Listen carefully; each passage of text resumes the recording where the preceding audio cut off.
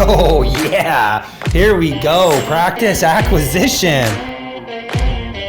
There are pitfalls throughout the entire process.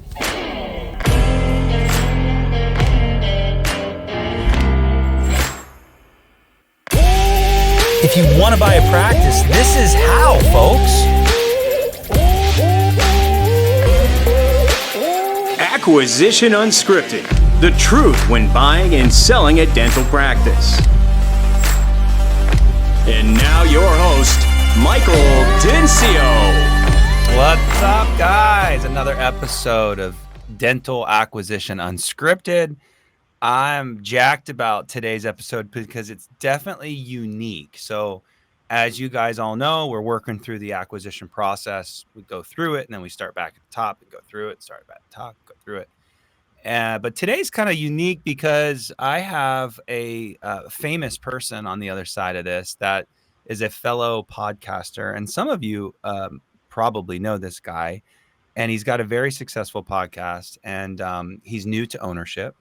And I think it's going to be fun because I want to have a conversation with him today about how you guys think about these deals before and after, and even through college. And so, special guest today is Onni Franco with the Dental Student Podcast. And I guess we should unbrand you from that, Onni, because you actually are a practice owner now, so we can start saying your practice name, Onni Franco. But yeah, welcome to the show, man. Welcome to the show. Man. Huge pleasure. Thanks for having me on. Listen to your episodes, and man, they've been very helpful, and definitely just appreciate you putting out that information out there for everybody to listen to. Dude, that's what it's all about. It's we're just trying to fill you guys with some good stuff so that when you head into that closing table, you've checked a lot of boxes. And of course, we want to help you through that, but we know that we're not for everybody as far as consultants go. And, you know, we lead with a giving hand because I think that's the way this universe works is you give and it comes back. So Onni Franco, Dental Student Podcast. So, buddy, tell me a little bit about like you. Like, I want to get to know you a little bit. What's your story? Like, you obviously started this podcast before anybody else figured out how to be famous dental student podcasters. And so I just want to hear the story from you. Give me your story, man. Yeah, man. I mean, we can go ahead. I'm born and raised in South Florida. Went to UCF in Orlando for undergrad. And then I went to University of Florida, Gainesville. Go Gators. Yes, sir. I'm a Buckeye. So we'll see what happens this year. This year's going to be interesting. I'm going to be texting you on the side. It's going to be interesting. And and then, kind of a couple of years through dental school, me, my friends, Justin, Eric, and RJ were really close. And we're like, hey, listen, maybe we should do a podcast. One of the four of us, his dad is a dentist, listens to a whole bunch of dental podcasts that are out there done by dentists. And he was like, hey, listen, there's a niche for this. Maybe you should do a podcast for dental students. And at the time we were thinking about it, maybe that was after he kind of implanted that into our brains first after the first year of dental school. And, for anybody that's listening to this, that's gone through dental school, knows that the first 2 years are very tough on you. A lot of didactic courses, a lot of hand skill courses that you kind of need to master. So there's a lot going on. And we took our boards at the end of second year and said, okay, let's go ahead and do this. We bought all the equipment. We got some advice from some people. Expensive. Yeah, we got some advice from some people that were doing podcasts. Yeah. And we're like, all right, what are we going to talk about? And we're just, just like you, just want to go ahead, put out information out there so a lot of people can access it through the touch of their phone. And we were going through a lot of leadership conferences. We were meeting a whole bunch of lecturers, dentists around the U.S. We were going on lobby days. We were very involved with ASDA and Psi Omega. And we were just like, hey, listen, we're learning so much here. Let's make this available for our classmates, essentially, and other dental students around the U.S. Love it. And so we'd come back and we would go ahead and record all the information that we had, and we put the first one out, and we're like, wow, like I guess people, there's a place for this in the pod, because nobody was really podcasting back then. We did this back in 2018, so like it was pretty much like Joe Rogan. Yeah. This is like back when he was with Apple. Yeah, right. And so so we were like, okay, let's go ahead and keep on doing it. And we were just now going on 5 years strong. So it's been a great time. We get to meet awesome people such as yourself. And, we're learning along the way too. We're definitely not coming from a place like, hey, we know this, we want to teach you this. It's more like we bring on guests and, we ask them a bunch of questions. We learn as well while the audience is learning through their headphones. So it's all. That's crazy. Like, that's awesome, fun. Like, podcasting's great. It's really interesting. Like, once you're in it, like you have to commit, right? And you guys, what's really interesting to me is the four of you, right? There was four in the beginning. Yeah, it was four of us. It was Justin, Eric, RJ, and myself. So I'm definitely not taking credit, full credit for this. Yeah, no. Yeah, it's great. I'm on your site and you can see you guys down the bottom there. So it's interesting because once you commit, like you have to keep it up. You can't just not produce an episode. And I'm thinking about that. And you guys as students had to go and find more great information. So like, and it wasn't really because of yourself, but it wasn't because you had to keep your program going. And so you guys are like the epitome of like that made you guys go get great information, which probably has benefited you, I'm assuming, all the way to where you're at today. Is that a true statement? Yeah, definitely, for sure. And there was a lot of reaching out. There was a lot of looking up to mentors. Hey, can you come on? Can you give us like soundbite 30 minutes? It's really casual. We do a lot of them over Zoom now. And there's definitely some of that pressure to keep it going. The beautiful thing about podcasts is that they never go away. So if you ever want to access the podcast, you can always go. You can click rewind. You can and listen to it as many times as you want. Take notes and go back 5 years. Go back 5 years and watch. Exactly. Exactly. And that's the amazing part of it. So it's always there. It's available for everybody. So that's the great thing. And that's kind of what people like. What I try to tell people that that lecture at conferences or something, and they're looking to get involved more and come on podcasts. I'm like, hey, listen, you had to kind of hope that somebody showed up there for the conference or for this. This is like an opportunity that you can, speak to everybody. Yeah, that's right. No, it's great. So, okay. So you started this podcast, you got all this great information. You went to residency. You're an orthodontist today. And how many, you didn't associate very long, did you? You went right into ownership. Yeah. Is that true? Yeah. So give me the timeline there. So that, because that's not normal, but let's talk about that. So graduated when? Yeah. Graduated in May of 2023. Yes. A minute ago. And then 8 months ago. Yes. 8 months ago. And then you bought a practice when? A month ago. That's awesome. Yes. In August. In now October, excuse me. Now you are a practice owner. So you went right from school to now. The thing about that is you went to residency, and so that's the X factor. A lot of folks take a couple years to get their hand speed up and figure out the business and work for some corporate to learn from their mistakes. I always say it's a great training ground, but you went through residency, so that was kind of your training ground.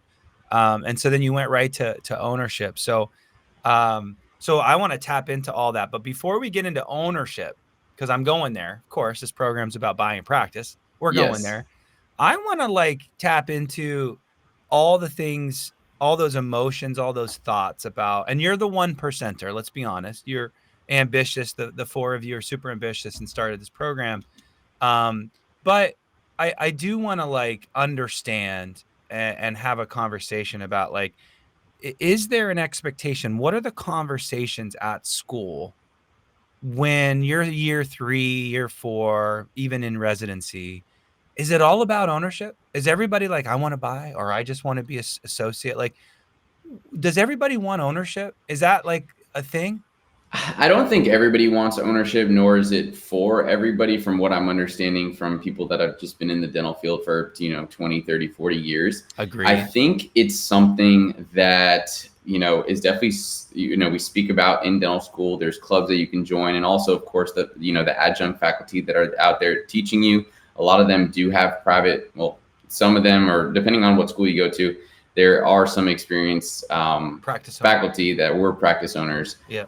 in their previous career. So it's definitely something that's talked about. I think that there is a little bit of a journey before you get there. For the most part, like as you said, you might be taking a job with, maybe a corporation, or you may be taking a job with a private practice opportunity that you may have, and then maybe you kind of figure something out ahead, with the senior doc. And maybe you take over that senior doc's position somewhere down the line. Yeah. But like people are having that conversation in school. Like 100%. They're 100%. like, hey, I want to own. These are my goals. Like business is starting to become. I'm just curious. I'm asking. Business is starting to become a thing in dental school. Yeah. There are a couple of business courses that you take in your final year. We have one at Florida. And again, when I say like this is back 4 or 5 years ago. So so I'm not sure what if a lot of other schools are doing that. I can only speak through the experiences that I've had personally. Right. But ASDA and there's definitely some. If you're out there looking for it and you're like, hey, listen, this is what I was born to do. I want to become a practice owner. There's definitely there's a plethora of information out there that you can look at, and you can expose yourself to. What's really interesting, Oni, is that like when I was at B of A, I used to do the pizza parties. Hey, I'm Bank of America. I can give you a loan when you're ready. I'll give you a loan. The insurance people, hey, you need insurance, and by the way, when you buy a practice, you're gonna need more insurance. And attorneys come and talk to you guys a lot at school. Hey, I'm an attorney. When you're ready to look at that associate agreement, I'll look at it. But what they're doing is fishing for acquisitions and startup leases, right? You're being kind of indoctrinated pretty early on, which is great. I find that like even if people showed up at those pizza parties, I would just kind of like look at the room and I'd be like, okay, there's like 2 people in here that are taking this stuff seriously. And then everybody else came for just the pizza. I mean, is that kind of like, I mean, there was definitely some hardcore people that had ownership on their mind, ready to roll. Probably guys like you and gals. It's just really interesting. I'll say this. Look, I went through business school. I went to Ohio State. Little plug for OSU. The Ohio State. Sorry, let me recorrect. Oh boy.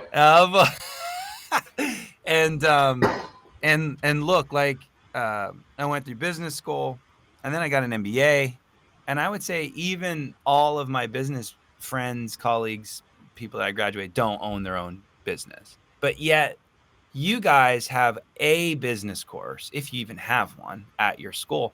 And I remember a statistic was like the ADA said that I want to say it was like at least 50% of you will be owners at some point in your career. Yet you didn't even have a business course, right? And I went through an MBA course, and I wouldn't say half of the MBAs own their own company. So isn't that like, dude, that's like 4-6 years of business.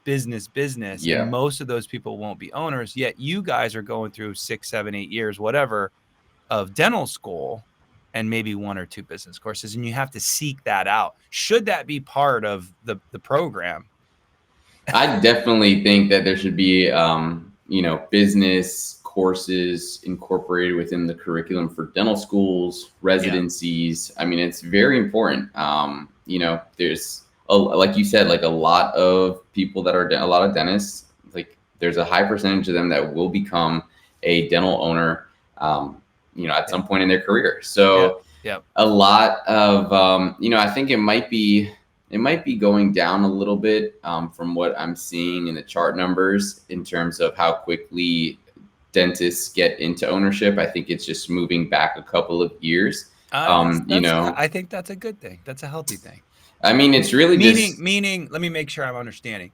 You graduate, the opposite of you. You graduate, and it's taking longer to get into ownership. That's what I believe. So yes, and we can go down the whole student debt thing, but I think that has a huge part of that in terms of just kind of postponing ownership, because I think the average debt Adia put out was like $287,000, and for ortho, I think we're like 500 to 600. I think that's like the average. Yeah, that's crazy. That people are graduating with. And it's a lot of money. So people are like saying, okay, hold on, let me go to the employer that's going to pay me, 10, 15, 20% above. I'm going to work a little bit harder, maybe see a little bit more patients.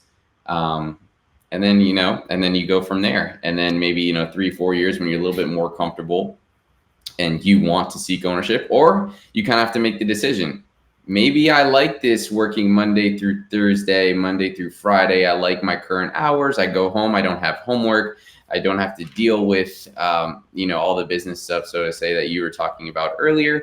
And, and I think people are moving towards that. Yeah. People are moving towards that, the work-life balance, and just trying to figure that out a little bit more.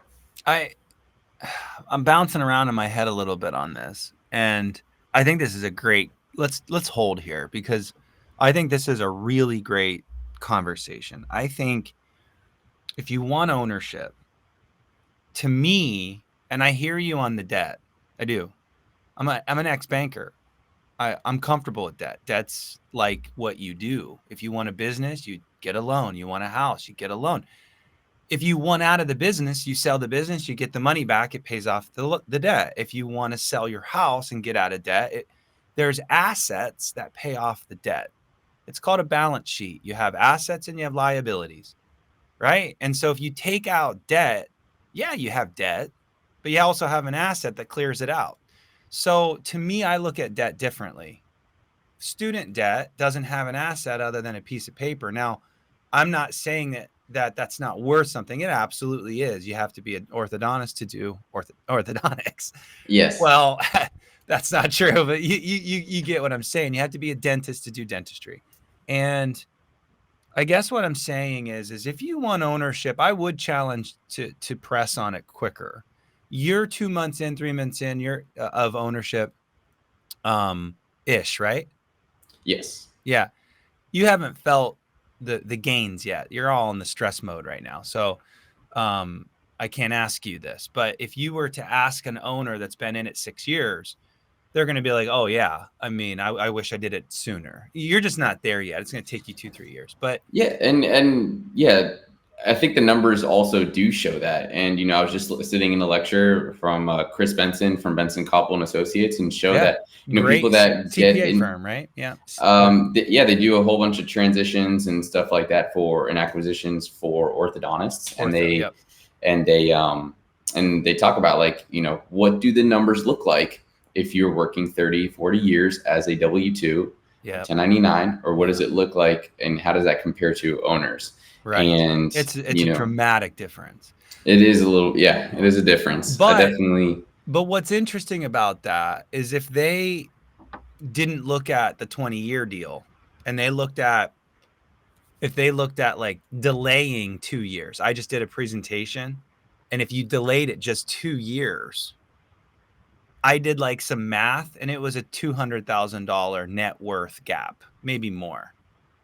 I mean, wow. That's not crazy, but like it's probably more. And there were it was a very conservative model, but like, and then, hey, compound interest over 30, 40 years. I mean, that didn't include that. So you take 200 grand over what a 15-year career, 20-year career, that's over $1 million, I bet. So, and that's just a 2-year. So I'm not saying get in, be dumb and just jump in, because it's not, I think you said it, it's not for everybody, but I would say if you want ownership, do it sooner. And I love that you did it real quick, because look, you just jumped in, you've got all this great information from the podcast. You're prepared, dude.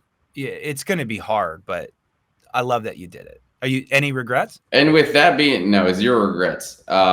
With what you just said as well, like, yeah, you can come in, you can talk to all your mentors, you can go through the list of podcast hosts that you've had. You can talk to, listen to other podcasts, listen to, YouTube videos. But at the end of the day, like, there's just going to be things that you're going to learn, and you can't learn it without going through it. That's right. So anybody that's listening in, that's about to go through it, I just want to let you know, like, and you've probably said this on your show before, it's like, it's just something when you go through, you will learn everything about it. Mm-hmm. And there'll be some hiccups here and there, and that's okay. That's part of the process. That's right. And it's impossible to learn everything up front. And I think that's something with our personalities as, dentists. We're like, for the majority, we're type A's, and we're like, hey, we're used to like having to score really good and high on tests, and every single question you get wrong, it's a deduction. And so, like, we're kind of very, perfectionists. Yes, we're drilled like that, no pun intended, and so that's how we feel. And that's just not the name of the game here. Like, there's just going to be learning on the fly, and you got to learn how to manage it. And that's just, I'm speaking from somebody that's only been in it for a little bit, and I consistently just have to remind myself that. Dude, Dan, my producer, take that sound bite, and I want that to be the short clip, because look, business is not perfect. It's just not. Like I'll be super transparent. Next Level had banner quarters this year. Banner. Third quarter hit, not so much. We retracted. Mm-hmm. It's inevitable. You don't hit banners every single quarter.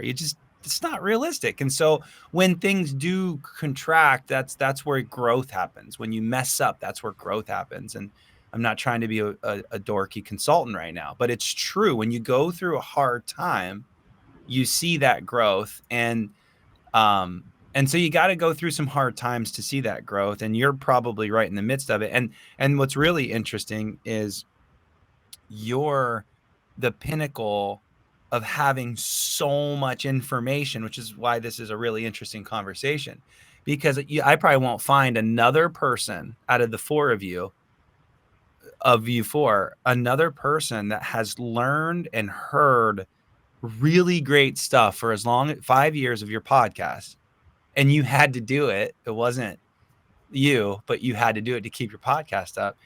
And yet, you're only going to learn something when you're ready to learn it. So here you are, you went through the process. Shoot, how many times did you interview a guy like me that was an acquisition or a startup expert? Many, many times before you went through it. But when you were going through it, you needed that information. Mm-hmm. And so, like, it's really interesting. And even a guy like you that had all that information, I guarantee you went through some hardship through this process. Yeah, there's just things that are going to pop up, like there's just things. Of course, you do the best you can to just lower the amount, or make sure they're not major hiccups, what I mean? And thankfully we haven't had any major hiccups. And and you talk about this on your show, I'm sure. It's just, you got to make sure you surround yourself with a great team around you, and people that are experienced, such as yourself, that are going to come in and be part of the deal and say, hey, listen, like, you should maybe look out for this demolition clause in the lease. You know what I mean? You should maybe just look at the options, things that are just so very just vital to the deal. And what are we going to know? I mean, we just graduated dental school and we graduated residency. We're busy learning all this stuff so we can treat our patients to the best of our abilities. Yeah. And at the same time, no, I mean, what was it, Henry Ford that said it? I mean, you just hired the smartest person in the room for that particular thing, for that particular job. So subject. That's right. That's I don't need to be the person that's going to answer every single thing. Let me find that person that's going to go at it and help me facilitate this responsibility or this duty that I need to get through. It's trust, though, right? Onni, it's trust, because you're so on point.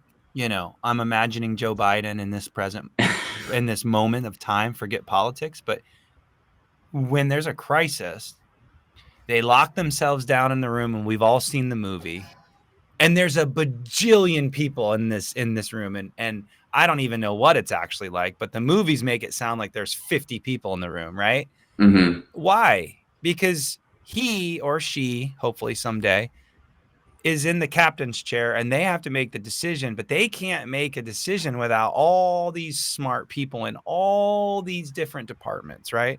That's an extreme of what we're talking about.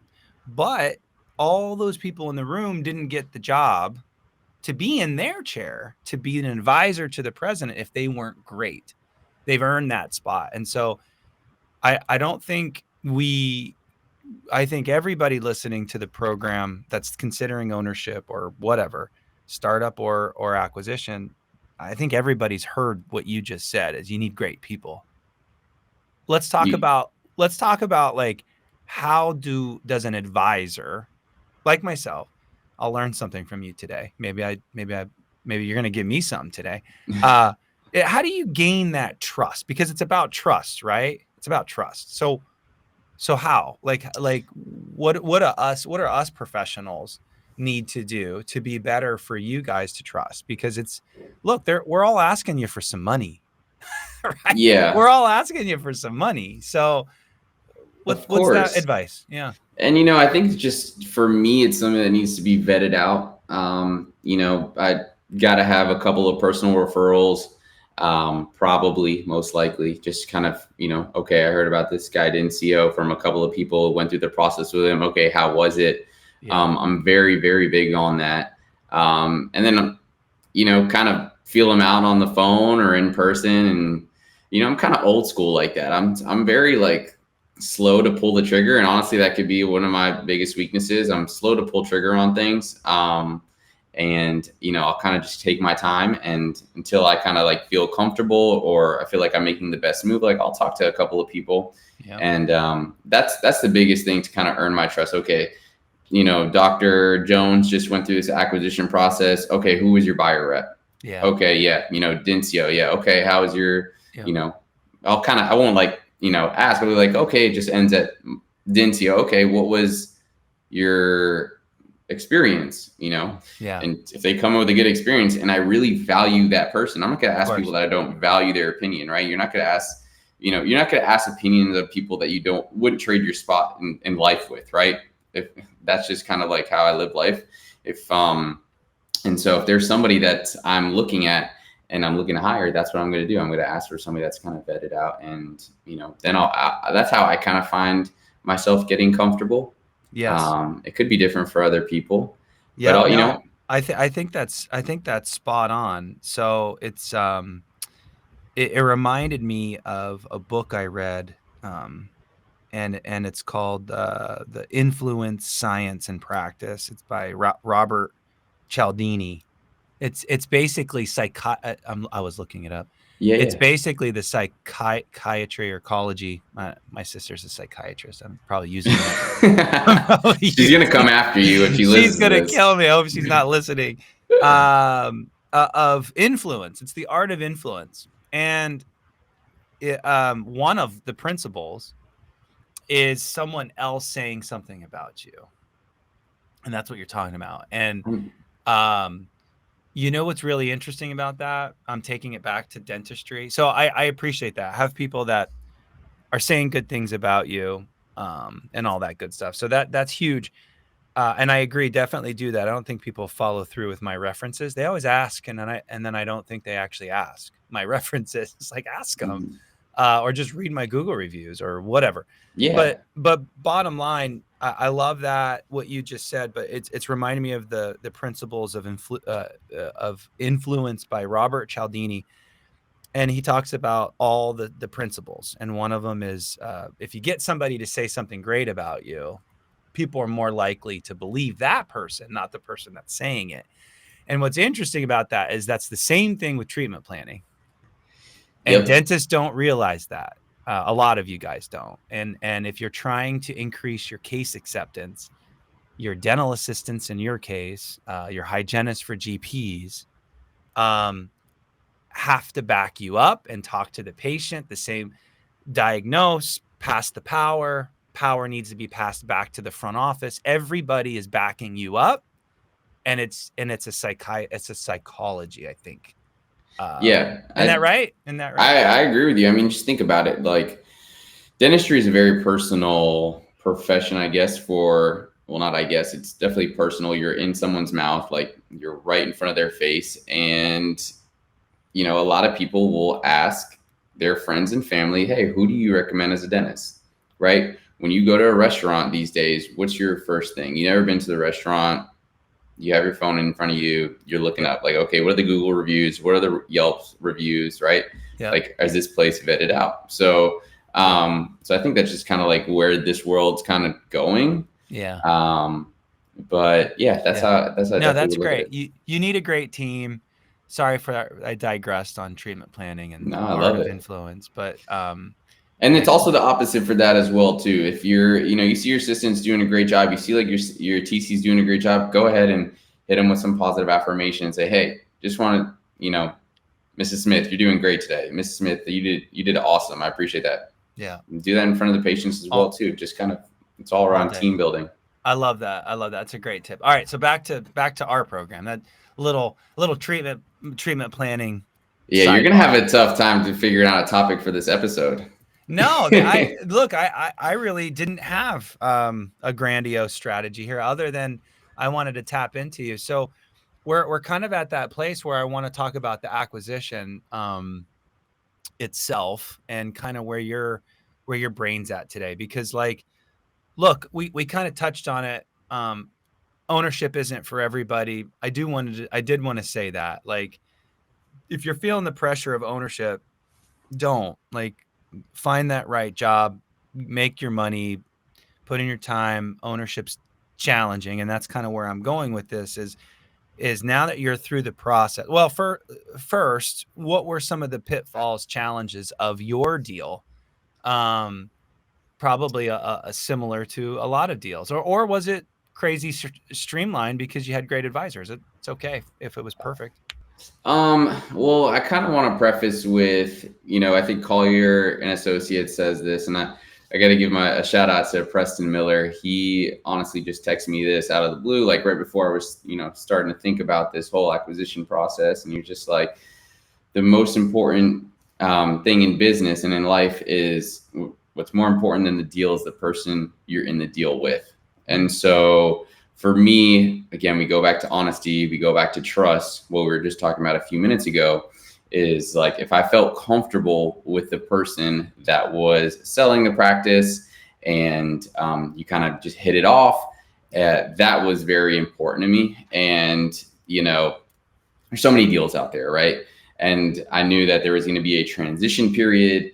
And, you hear about you listen to your podcast, you listen to NDP podcast with Charles Loretto, and they, consistently talk about, okay, these are the pitfalls. This is where you're going to see, this might not work out. You hear from the lawyers, you hear from the CPAs, the people who do the evaluations. Yep. And for me, the most important part was, okay, if I'm going to engage in this process, which is not 2 weeks long by any means, I want to do it with somebody that I felt that I trusted and that was very honest. And I have been blessed with that, to be completely, transparent. I've been blessed with the person that I've been transitioning with, and they have been absolutely amazing. And I couldn't have asked for, I don't think I could have asked for a better transition, person to transition with, which is, and you kind of just, you talk about it all ahead of time. And, there's just so many things though. Not everything makes it into the contract, there's just some things that you just got to be like, hey, you know what, I'm going to let this go. Like, all right, there's, I don't know, I'm just bringing up an example. There's this lab bill, like, all right, we didn't talk about it. Let's just go 50-50 on it. Or maybe, this person takes the loss on this and then you take the loss on the next one. Like,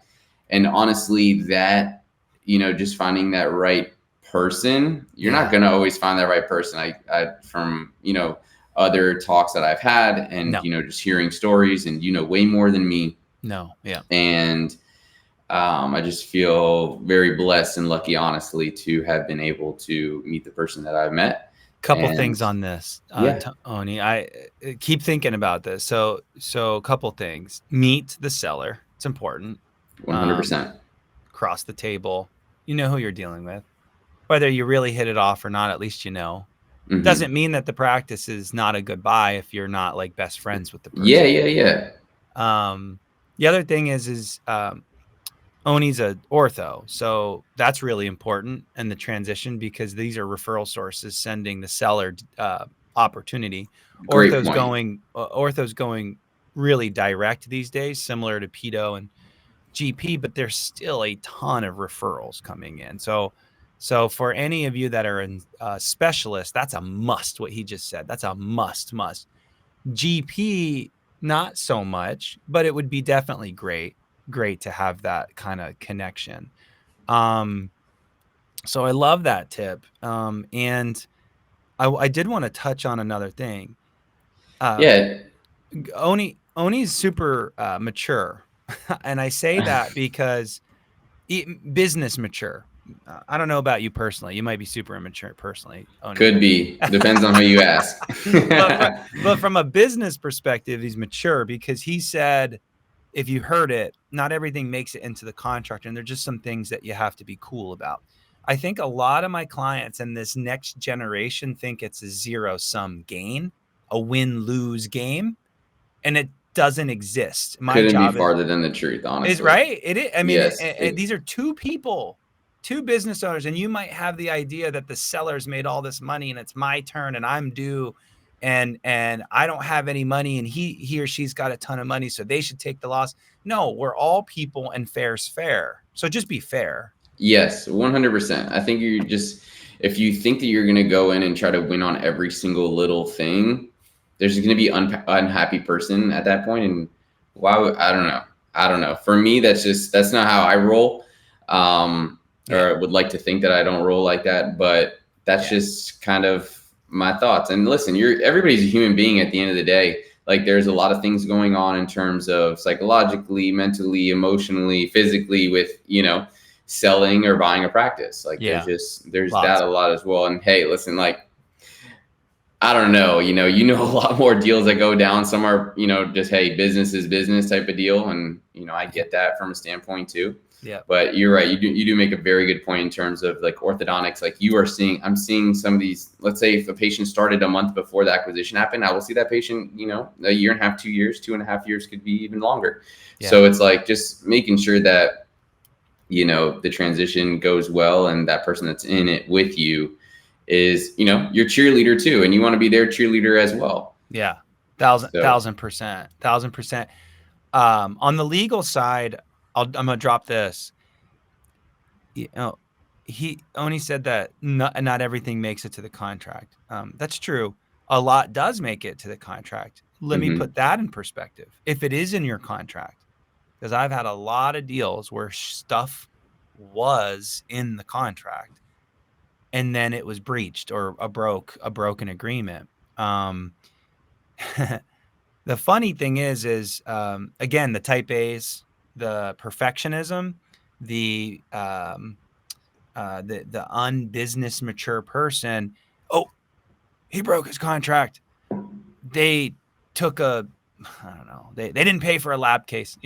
Yeah. What are you going to do? You're going to take him to court over $1,000? No. So just because it's in the contract, folks, does not mean that common sense that post close you're going to take someone to court. I have literally had clients where all of this was buttoned up in contracts. I've had sellers steal almost the whole team.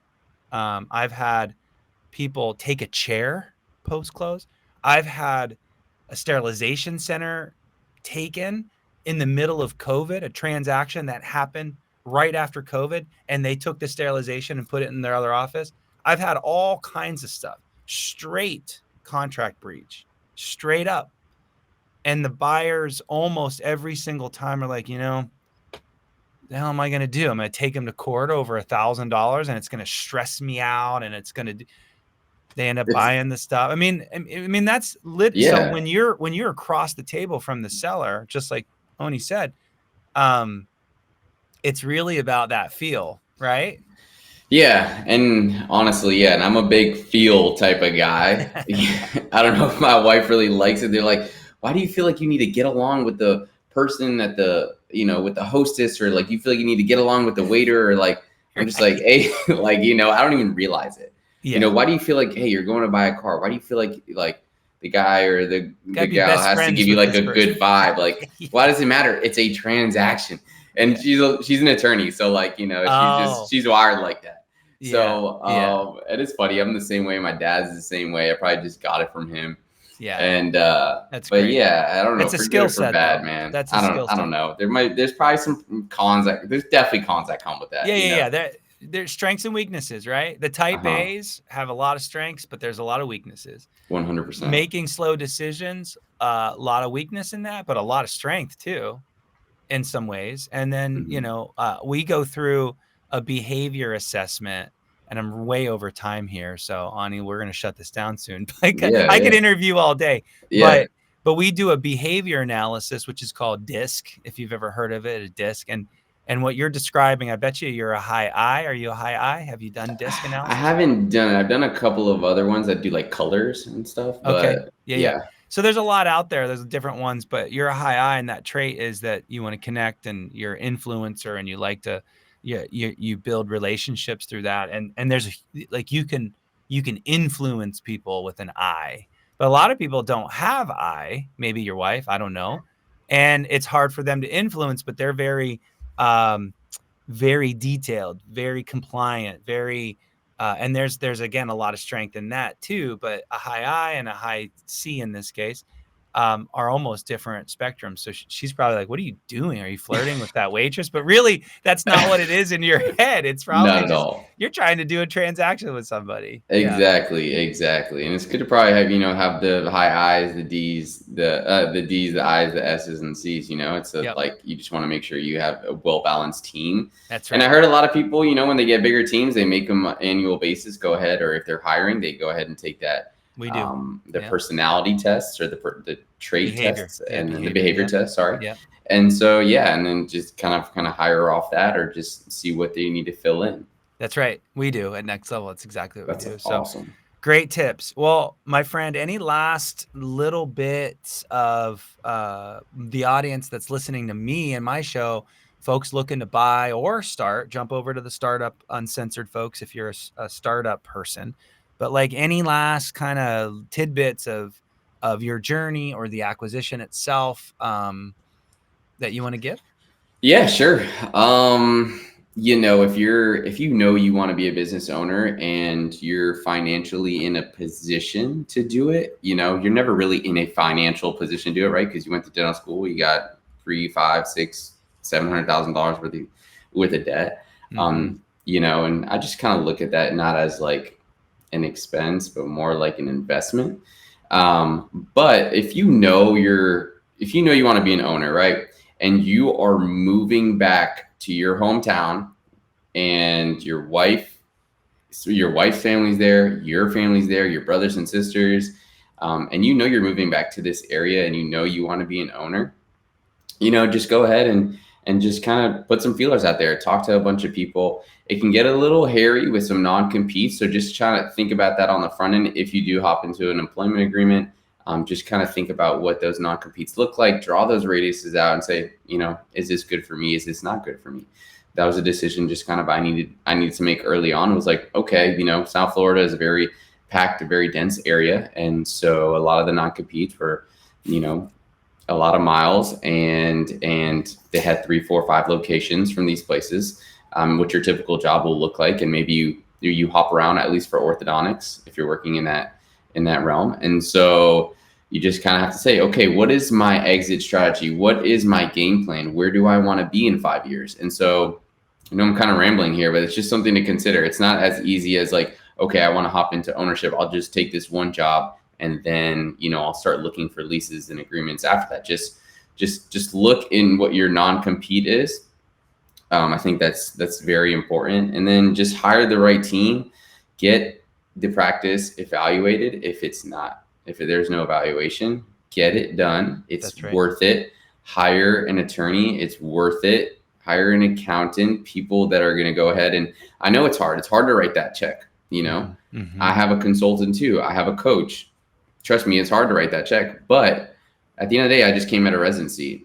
I don't know everything. I'm very well aware that I know a little bit. This coming from a host of a podcast for 5 years, been listening to professionals for 5 years, and he's still admitting, again, that maturity. He's admitting right now that he still doesn't have it all. I need you to tell this to my wife, honestly, so that I'm mature. So, but let's have your wife on the show next time. Yeah, right. Maybe as an attorney. There you go. But that's it. Like, and That's if you're great. gonna go do it, you can do it. Like, you can do it. Feel free to reach out. You know, we're on Dental Student Podcast. You can find us in pretty much any site. You can DM us on Instagram. If you have any questions, I'm more than happy to help out. Like, and just the trials and tribulations, just like you went through dental school, just like you went through residency. So you can do it. I believe in you 100%. The information is out there. Go ahead and find it. Podcasts make everything so available. YouTube University. I'm a big student on that. So yeah, you could do it. Dude, I love that. That was inspirational, folks. If you doubt any of that, you're crazy. And watch this.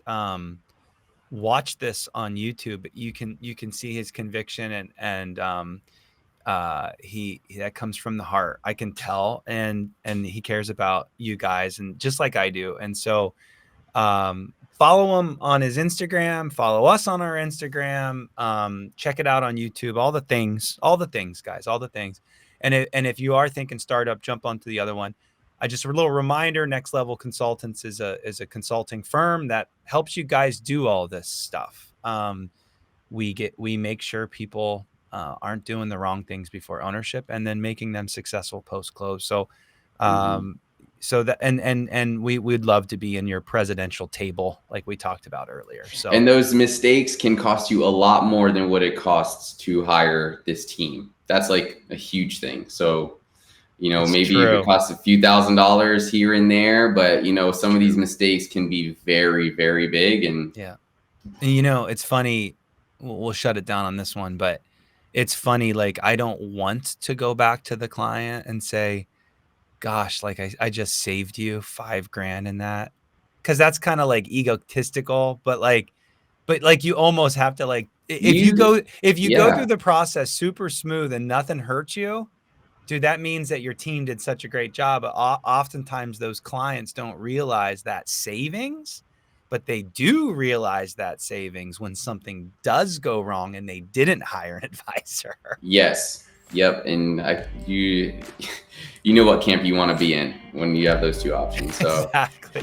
All right. With that being said, it's been a pleasure. Friend, this has been fun, man. And thank you for your time. It's an investment in your time and mine, and I appreciate you.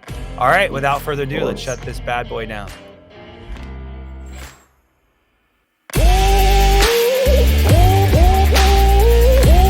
Tune in next time for another truth-filled episode of Acquisition Unscripted.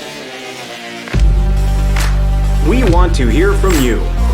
Interact with your host, Michael Dencio. Follow us on Facebook, Instagram, and YouTube. Comment and subscribe.